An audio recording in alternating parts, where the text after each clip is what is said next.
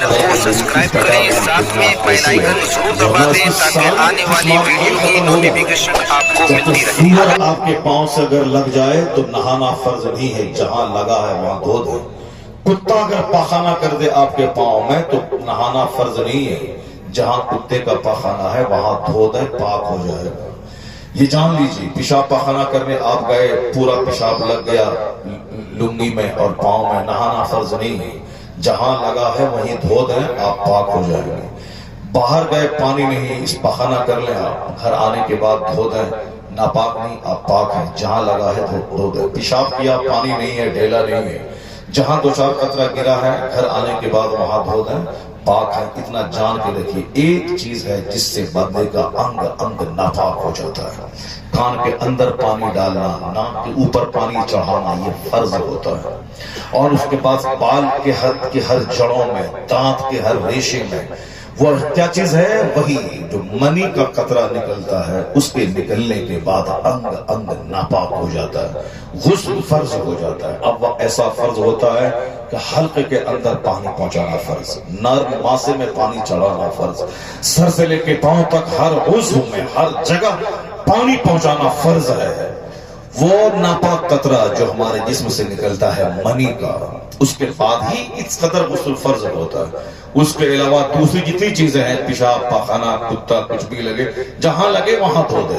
وہ ناپاک قطرہ جو انگ انگ کو ناپاک کر دیتا ہے، اسی سے ہم ہوئے ہیں پیدا، اسی قطرے میں میری ناک بنی ہے، وہیں سے آنکھ بنی ہے، اسی کو جمع ہوا خون کا لطفہ بنایا، اسی میں ڈھانچہ تیار ہوا، اسی میں اللہ نے جان ڈال دی۔ پھر 9 مہینے ہمارے کھانے کا انتظام، ماں کا ماہواری خون، یہ تو منی کا قطرہ باپ کا ہوا، اور ماں کا ماہواری خون جو خون نکلتا ہر مہینے، وہ نکلنے کے بعد وہ روزہ رکھنا حرام ہے اس کے لیے، نماز پڑھنا حرام ہے اس کے لیے، قرآن شریف کی تلاوت حرام ہے اس کے لیے، مسجد میں داخل ہونا حرام ہے اس کے لیے، یعنی اسی حالت میں اس کے لیے یہ ساری عبادتیں اس کے لیے حرام ہیں۔ روزہ اگر اس حالت میں آ گئی، اس منس کی پیریڈ میں، تو روزہ نہ رکھے، رمضان کے بعد روزہ رکھے جو روزے قضا ہو گئے۔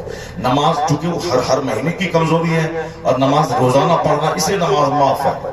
نماز اس پیریڈ میں 3 سے لے کے 10 دن کے بیچ میں جس کی جو عادت ہو، اس میں نماز معاف ہے، مگر روزہ معاف نہیں ہے۔ روزہ نہیں رکھے گی وہ رمضان کے بعد، وہ جہاں پاک ہوگی 4 5 دن 10 دن جو روزہ قضا ہوئے اس کو رکھ لینا ہے۔ ماں بہن بیٹھے مسئلے کو سیکھ لیں۔ وہ اللہ تبارک و تعالی قرآن شریف میں فرماتا ہے کہ ان اللہ لا یستحی، اللہ حق فرمانے سے نہیں شرماتا ہے، اور حضور نے بھی ساری باتیں کھول کھول کر بتا دی ہیں تاکہ میرا غلام کسی دوسرے کا محتاج نہ رہے، یا کسی بھی میٹر میں رہنمائی کے لیے، مارگدرشن کے لیے کسی دوسرے کا غلام نہ ہو، دوسرے کے در پہ نہ جانا پڑے۔ کہ حضور نے نماز روزہ حج و زکات تو سکھایا ہے، باقی بزنس کے طریقے حضور نے نہیں بتایا ہے، اس لیے میں کسی دوسرے کافر کے بڑے رہنما کے پاس جاؤں گا۔ حضور نے نماز روزہ حج و زکات ناپاکی پاکی کے بارے میں تو بتایا ہے، مگر میں اپنی بیوی کے پاس کیسے جاؤں، بچے کیسے پیدا کروں، اس کے بارے میں حضور نے کچھ نہیں کہا۔ ہمیں سائیکولوجسٹ کے پاس جانا چاہیے، ان سے اس کا طریقہ سیکھنا چاہیے۔ نہیں، from the cradle to the grave, ماں کی گود سے لے کے قبر کی گود تک۔ حدیث میں آیا ہے کہ اطلبوا العلم من المہد الى اللحد، acquire knowledge from the cradle to the grave, ماں کی گود سے لے کے قبر میں جانے تک علم حاصل کر، اور زندگی کے ہر شعبے میں رہنمائی مصطفیٰ نے عطا کر دی ہے تاکہ میرا غلام صرف مصطفیٰ کا محتاج رہے، باقی دنیا میں کسی کا محتاج نہ رہے۔ حضور نے ہمیں کسی دوسرے کا محتاج نہیں چھوڑا ہے، زندگی کے ہر شعبے میں رہنمائی کی ہے، چاہے جس طرح کے ڈپارٹ ہو، عبادات ہو، معمولات ہو، معیشت ہو، معاشیات ہو، سماجیات ہو، چاہے جس طرح کی نوبت پڑتی ہے زندگی میں، ہر چھیتر میں حضور نے میری رہنمائی کی ہے۔ حدیث پاک کو جب میں پڑھتا ہوں تو حدیث میں آیا ہے کہ بالکل جانوروں کی طرح ننگے ہو کے صحبت مت کیا کرو، جانوروں کی طرح ننگے ہو کے اپنی بیوی سے ملو گے تو تمہارا بچہ بے حیا پیدا ہوگا، بے حیا پیدا ہوگا۔ اور آج بے حیا بچوں کی تعداد میں اضافہ ہو رہا ہے، لوگوں کو احساس نہیں ہے، ماں باپ کا احترام ختم ہے، مسجدوں کی عزت ختم ہے، جلسے کا احترام ختم ہے۔ جلسے کا احترام ختم ہے، کیا اس کا مطلب معلوم آپ کو؟ اگر یہاں بھی کوئی بمبئی سے آتا ایکٹر ناچنے والا، یہاں دل رکھنے کی جگہ نہیں ہوتی، 1,00,000 लोग आ जाते हैं, उनको मार के लाठी से भगाते कि भागो यहां से, 500 रुपए का टिकट लेके अंदर घुसना होगा। वो बदतमीज लाठी की मार खा के 500 रुपए का टिकट लेके वो उस हाल में घुसता और 8 घंटे बैठता, ना उसको पेशाब लगता ना पखाना लगता। वो 8 घंटे बैठ करके उसका नाच देखता।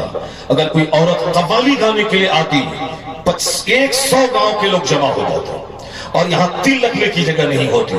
जबकि अजनबी औरत अगर कव्वाली, चाहे वो अल्लाह रसूल की नात और हमद ही क्यों ना गाए, उसको देखना हराम है। रात भर जो उस अजनबी औरत को देखकर कव्वाली सुना, रात भर उसकी आंख ने ज़िना किया।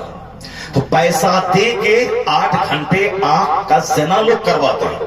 और मगर जहां जन्नती महफिल, जहां 24 घंटे रहमत, जहां जब तक बैठे रहे रहमतों की बारिश में नहाते रहे, जब तक बंदा रहे, यहाँ चारों तरफ से उस महफिल को अल्लाह के फरिश्ते घेर लेते हैं। यहाँ गुनाहों का दाग मिटता है, यहाँ आदमी की सोच का कचरा दूर होता है, यहाँ आदमी जन्नती फिक्र लेके यहाँ से जाता है, यहाँ कुरान हदीस की अजमत उसके दिल में बैठ जाती है। यहाँ ये दुनिया को आदमी बिल्कुल हल्की फुल्की चीज समझता है और आखिरत को कीमती नेमत समझकर उस आखिरत की तैयारी का जहन लेके यहाँ से उठता है। जो करोड़ों गुनाह लेके बंदा यहाँ आता है और यहाँ से गुनाहों का दाग धुल के साफ सुथरा होके जाता है, सच्ची तौबा करने का जहन यहाँ से मिलता है, जो जिससे दुनिया भी संवर सकती है और जिससे आखिरत संवरती है। उस महफिल को लोग उजाड़ देते हैं। आए 2 घंटा बैठा, मोबाइल चलाया और चले गए। एक लड़के को मैंने देखा, वो सामने महफिल खत्म, जहां पिंडाल खत्म होता है, वहां पे वो सामने कुर्सी लाया और ऐसे पांव किया, जबकि वो बैठा था पूरब की तरफ और पांव क्या था, किबला की तरफ। यानी किबला की तरफ पांव करना हराम है। वो पांव ऐसे करके बैठा है, क्यों? इसलिए कि नाजायज बच्चों की तादाद में इजाफा हो रहा है। आखिर जमाने में, जिस आखिर जमाने में जब आदमी देख ले कि बच्चे बेहया हो गए, मजलिस का अदब, जलसे का अदब, खानका का अदब, आलिमों का अदब, माँ बाप का अदब अगर खत्म हो तो समझ जाए कि नाजायज बच्चों की तादाद में इजाफा हो रहा है। समझ जाए बेहयाई बताती है कि साथ जिसकी ये औलाद है उसके माँ बाप बेहया है। जिसे कहा गया है कि जो जानवरों की तरह नंगा होकर सोहबत करेगा, अगर उस हमल से बच्चा पैदा हुआ तो वो बच्चा बेहया पैदा होगा। तो शरीयत में कहा है कि तुम जब अपनी बीवी के पास जाओ तो ऊपर एक चादर ओढ़ लो, उससे बच्चा बेहया पैदा ना होगा। आखिर फकत जो आखिरी काम है उसका भी एक शानदार शेड्यूल हमें मजहब ने दिया है कि हम कैसे सोहबत करें, क्योंकि उसी पे डिपेंड है मेरा बच्चा का पैदा हो रहा। ऐसा नहीं कि उससे हट के बच्चा पैदा इंजेक्शन से हो जाएगा। बेबी यूट्यूब सिस्टम फेल है, अमेरिका से लेके हिंदुस्तान तक वो सिस्टम फेल है। रास्ता यही नेचुरल है कि लोग शादी करेंगे, माँ बाप आपस में मिलेंगे, तब बच्चा पैदा होगा। यही एक नेचुरल सिस्टम है। इसके अलावा कोई भी सिस्टम दुनिया बना ले, वो सिस्टम कभी कामयाब नहीं होगी। बेबी यूट्यूब सिस्टम यह फेल्योर है। अभी मैं आपसे कहना चाहता हूं कि किस कदर एक वो काम पर्दे वाला का, उसका भी पैगाम इस्लाम ने दिया है कि जो खड़े होकर सोहबत करेगा वो जवानी में बूढ़ा हो जाएगा। इसलिए बेहतर तरीका है कि जानवरों से मेल न खाए, खड़े होकर सोहबत करना कुत्तों का काम है। मर्द इंसान वो काम ना करे, लोगों के सामने वो काम करना जानवरों का काम है। अब मर्द पर्दे में वो काम करे और एक चादर ओढ़ ले। अब यहाँ फिल्म ने, रंगीन दुनिया ने, मोबाइल ने, गंदे मनाजिर ने लोगों को अंदर से कितना खोखला कर दिया। जब कहानी बिगड़ जाती है तब पीर साहब के पास तावीज के लिए पहुंचते हैं कि मेरा बच्चा बेहया है, मेरी बात नहीं मानता। 1 करोड़ तावीज पीर साहब लगा दें मगर बच्चा बाहया कभी नहीं होगा। ऐसा नहीं होता है कि आम का पेड़ लगा दें और 1 लाख तावीज डाल के वहां से सेब निकल जाए, नहीं होता है दुनिया में। खेत में हम गेहूं बो दें, 1 करोड़ तावीज डाल दें ताकि बासमती धान वहां से पैदा हो जाए, नहीं होता इस दुनिया में। جیسی زمین ویسی فصل، جیسا درخت ویسا پھل، اسی طرح جیسی ماں ویسا بچہ، جیسا باپ ویسی اولاد۔ ماں باپ رہیں اجڑے ہوئے، ماں باپ رہیں بگڑے ہوئے، ماں باپ رہیں لچا لفنگا، ماں باپ رہیں 24 گھنٹے گٹکا کھانے والا، نماز چھوڑنے والا، اور یہ سمجھ جائے میرا بچہ ولی کتب اور ابدال پیدا ہو جائے۔ نہیں ہوتا ایسا اس دنیا میں، قدرت کا قانون یہ نہیں ہے۔ قدرت کا قانون ہے جیسا درخت ویسا پھل، جیسی زمین ویسی فصل، جیسے ماں باپ ویسی اولاد۔ قدرت کا قانون ہے جب باپ ہو علی جو دن بھر جہاد کرے، جو دشمنوں کی تلوار کی نوک جس کو سلام کرنے کے لیے جھکی رہتی ہو، بہرے تسلیم علی میدان میں سر جھکے رہتے ہیں تلواروں کے۔ وہ مولا علی جو دن بھر اسلام پھیلانے کے لیے تلوار لے کے میدان میں رہے اور رات بھر ایک ہی سجدے میں صبح کر دیں، اور حالت نماز میں لوگ تیر کھینچ لیں، پھر بھی درد ہو مگر احساس نہ ہو، اس قدر دنیا سے کٹ کے اللہ کی عبادت کریں، اور پھر کئی دن کا فاقہ ہے، 40 دن کی تلوار ہاتھ میں اٹھا رہے اور نمک روٹی کھا رہے ہیں، اور اس طرح سے دنیا سج دھج کے آتی ہے، پھر بھی آپ نے اس کو طلاق دے دیا کہ میں نے تجھ کو قبول نہیں کیا۔ دنیا سج دھج کے آئی تھی مجھے قبول کر لیجئے، مگر مولا علی نے کہا تھا کہ نہیں نہیں، میں نے تجھ کو طلاق دیا، میں نے تجھ کو طلاق دیا۔ نمک روٹی پہ گزر بسر کیا۔ نانے شعیر پر ہے مدار قوت حیدری، نانے حیدری طاقت کا مدار اس جو کی روٹی پر ہے۔ مولا علی چھوٹی روٹی کھاتے تھے، مگر ایک نماز کبھی نہ چھوٹتی تھی، نہ گھر میں نہ میدان جنگ میں۔ مولا علی رات بھر عبادت میں رہتے تھے، اسے نیند کی پرواہ نہیں ہوتی تھی۔ جب باپ ہو علی جیسا اور ماں ہو وہ فاطمہ جو کونین کے مالک و مختار کی شہزادی ہے، جس کے لیے جنت کی حوریں لباس لے کے آ سکتی تھی، مگر وہی موٹا چھوٹا کپڑا پہننا، وہی رات بھر سجدہ اور دن بھر فاقہ اور روزے سے رہنا، اور اگر کبھی روزہ رکھے اور افطار کے لیے یہودی کے ہاتھ سے قرض لے آئے، سامنے آواز دے کوئی مسکین اور یتیم اور کوئی قیدی، تو تینوں دن لگاتار پانی سے افطار کر کے پوری روٹیاں یتیم مسکین اور قیدی کو دے دیے جائے۔ جب صابرہ زاہدہ عابدہ فاقہ کرنے والی فاطمہ جیسی ماں ہو اور باپ علی جیسے ہو صابر شاکر اور مجاہد، تب قدرت کے قانون کے مطابق ان کا بچہ شبیر اور شبر پیدا ہوتا ہے، حسن اور حسین پیدا ہوتا ہے۔ ایسا نہیں ہوتا ہے کہ میں 24 گھنٹے گٹکا کھاؤں، ایسا نہیں ہوتا ہے کہ میں 24 گھنٹے میں پاک نماز پنجگانہ چھوڑوں، ایسا نہیں ہوتا ہے کہ میں ایک لکھیرے کی زندگی گزاروں اور میرا بیٹا قطب ہو جائے، میرا بیٹا ابدال پیدا ہو جائے، میرا بیٹا ولی پیدا ہو جائے۔ نہیں ہوگا، ایسا نہیں ہوتا اس دنیا میں۔ اس دنیا میں اگر زمین سڑی ہوئی ہو تو فصل سڑی ہوئی پیدا ہوتی ہے، درخت آم کا ہو تو آم ہی نکلتا ہے، سیب اور انار اور ناشپاتی کا پھل وہاں سے نہیں نکلتا ہے۔ لوگ اس پوائنٹ پہ غور نہیں کرتے، وہ سارا کام تعویذ سے نکالنا چاہتے ہیں۔ یہی وجہ ہے کہ آج تعویذ فیل ہو چکی ہے۔ چھوٹا موٹا کام تو تعویذ سے نکل جاتا ہے، بڑا کام تعویذ سے نہیں ہوتا ہے۔ قدرت کے قانون تعویذ سے نہیں بدلتا ہے۔ کوئی لڑکا پیدا ہوا ہو تعویذ ڈال دے وہ لڑکی ہو جائے، ایسا نہیں ہوتا ہے۔ کوئی کالا پیدا ہوا ہو تعویذ 1 کروڑ باندھ دے سر سے پاؤں تک اب گورا ہو جائے، ایسا نہیں ہوتا ہے۔ کوئی اندھا پیدا ہو تعویذ ڈال دے وہ اخیارہ نہیں ہوتا ہے۔ وہ اللہ کے نبی ہیں جو کبھی کبھار عادت کے خلاف کام کرتے ہیں، وہ معجزہ ہوتا ہے۔ پانی کے اوپر میں نہیں چلا جاتا، آدمی زمین پہ چلتا ہے۔ اگر کوئی نبی پانی پر چلے تو وہ معجزہ ہے، اور معجزہ کہتے ہی اسے ہیں جو عادت کے خلاف کام ہو، اینٹی نیچرل کام ہو، خرق عادت کے طور پر کام ہو۔ اسی طرح سے ایک گائے ہے جو بچے والی نہیں ہے، اس کے خشک تھن میں ہاتھ دے کے دودھ نکالا جائے، یہ نیچرل سسٹم یہ نہیں ہے۔ نیچرل سسٹم ہے کہ جب گائے بچہ دیتی ہے تب اس کے تھن میں دودھ آتا ہے۔ جس طرح سے میں ماں کے پیٹ میں جب تک رہتا ہوں ماں کا خون پیتا ہوں، زندہ رہتا ہوں، اور جیسے ہی میرے ماں کے پیٹ سے باہر نکلنے کا وقت ہوتا ہے، میں پیٹ کے اندر ہوں تو ماں کی چھاتی خشک رہتی، اور جیسے ہی ماں کے پیٹ سے باہر نکلا وہ خشک چھاتی دودھ کی نہر میں تبدیل ہو جاتی ہے۔ اس لیے کہ اب وہ پیدا ہونے والے بچے کو ابھی روٹی، کھجور اور چاول وہ نہیں پچا پائے گا۔ ماں کا دودھ جو اس کے لیے بہترین میڈیسین ہے، بہترین فوڈ ہے، بہترین مشروب ڈرنک ہے، اس سے بہتر کوئی غذا نہیں، کوئی مشروب मशरूब नहीं, कोई दवाई नहीं, बीमारी से लड़ने की क्षमता पैदा करता है माँ का दूध, बच्चों की हड्डियों को कैल्शियम देता है माँ का दूध, बच्चों को अंदर से ताकतवर बनाता है माँ का दूध। इसलिए माँ का दूध बच्चों के लिए सबसे बेहतरीन खुराक है। 2 साल तक, 2 साल के बाद वह दूध अब जहर हो जाता है, इसलिए अब 2 साल के बाद रोटी चावल जो समाज में हो वो इस्तेमाल करे। 2 साल तक माँ का दूध, उसके बाद हराम, चूंकि 2 साल तक ही वह दूध एंटीसेप्टिक दवा है, वही शानदार ड्रिंक है, वही शानदार फूड है।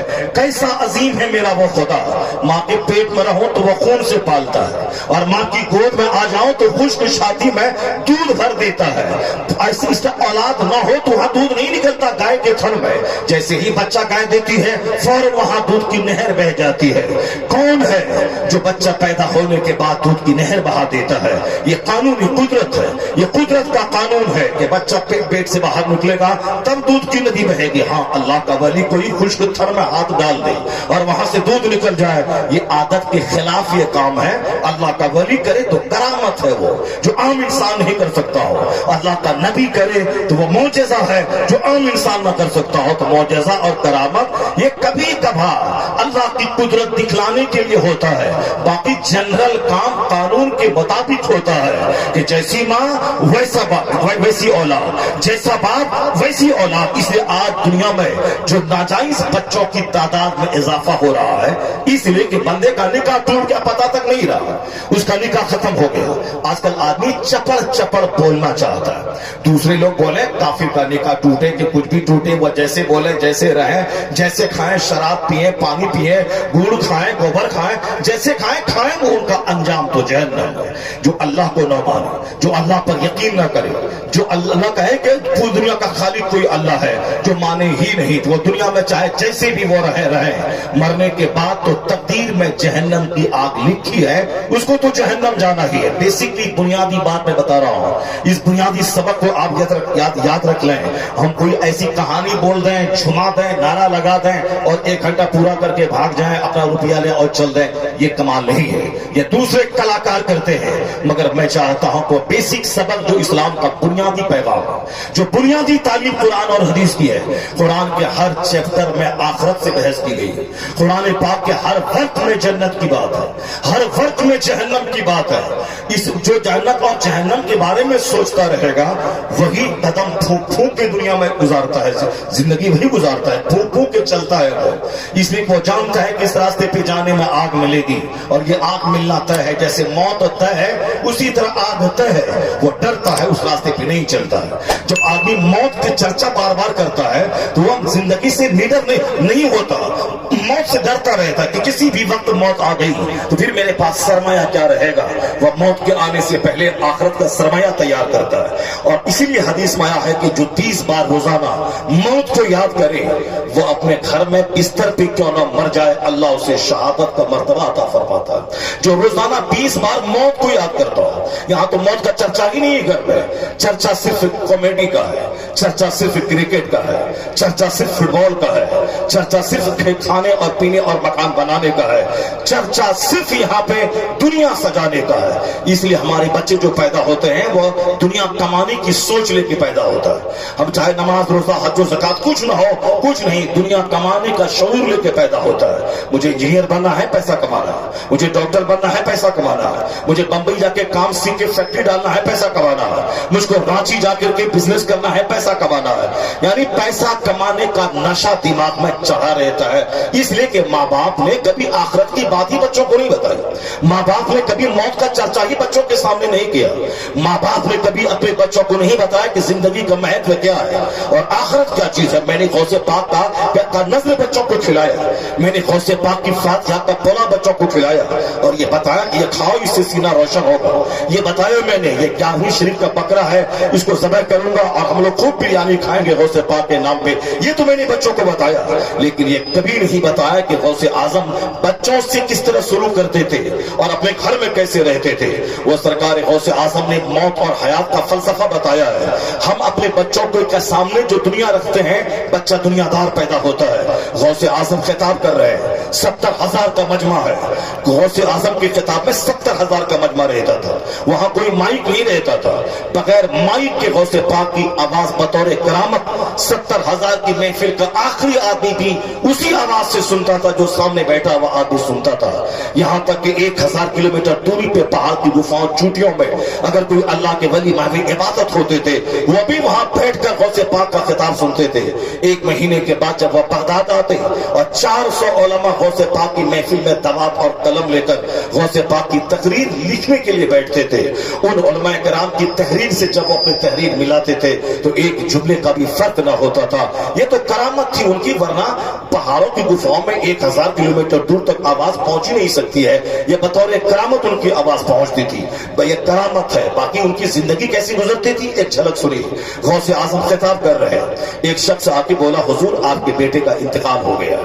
ہم میں اور غوث اعظم میں یہی فرق ہے. ہمارے نزدیک بیٹا سب سے زیادہ عزیز ہے, اولاد سب سے زیادہ پیاری ہے, بیوی پیاری ہے, ہمارے بچے پیارے ہیں. اس لیے کڑاکے کی سردی میں ہم مسجد نہیں جاتے چونکہ جان پیاری ہے. گرمی میں ہم کپڑا پہن کے مسجد نہیں جاتے چونکہ جان پیاری ہے.